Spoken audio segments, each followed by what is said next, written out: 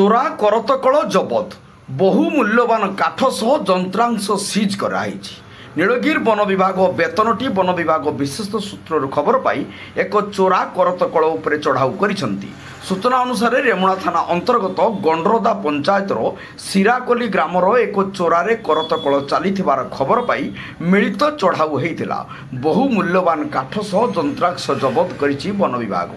यही चढ़ाऊ नीलगिरी रेंजर मनोहर खां, फरेस्ट मंजुलता प्रधान, प्रतिमा सह रामचंद्र लेका, बबिस्मिता साहू, गार्ड ध्रुवेन्द्र नायक, बेतनटी रेंजर प्रदीप कुमार नायक, फरेस्टर जयंती पात्र, गार्ड जुगल बीट, उत्तम कुमार दास प्रमुख सामिल थिले।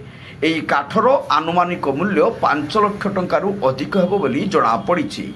नीलगिरी मनोज महांती रिपोर्ट, जनता एक्सप्रेस।